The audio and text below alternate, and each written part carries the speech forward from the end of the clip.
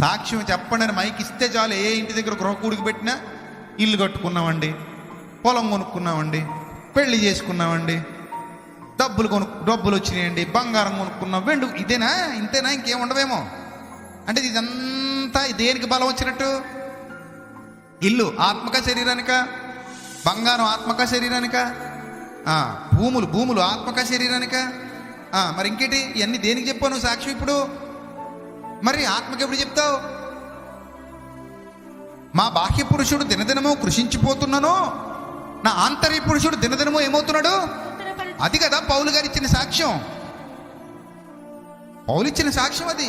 అందుకే పౌలు అంటాడు, నేను క్రీస్తుని పోలు నడుచుకుని చిన్న ప్రకారము మీరు నన్ను పోలు నడుచుకోండి. పౌలు పోలు నడుచుకున్నది ఎక్కడ మనం ఇప్పుడు? కాబట్టి నువ్వు నిజంగా కష్టపడి ఆయన సేవలో వాడబడితే, ఆయన చిత్తాన్ని నెరవేరుస్తుంటే, ఆయన కొరకు బ్రతుకుతుంటే నీకు కావాల్సినవన్నీ ఆయన చూసుకుంటాడు. అవి కూడా శాశ్వతంగా ఉండవు, ఏమీ ఉండవమ్మా. ఇక్కడ నీవేమీ లోకానికి తేలేదు, ఈ లోకంలో ఉండి ఏమీ తీసుకొని పోలేవు. ఏ ఉన్నా ఇక్కడే పెట్టేసి వెళ్ళిపోవాలి. మనం ఉన్నంతకాలం వాడుకుంటాం అంతే. ఉన్నంతకాలం ఏం చేస్తాం? వాడుకుంటాం. అద్దెకి వచ్చినట్టు ఇక్కడికి, అద్దెకు వచ్చాము ఇక్కడికి, అద్దె కొంపలో ఉన్నట్టే.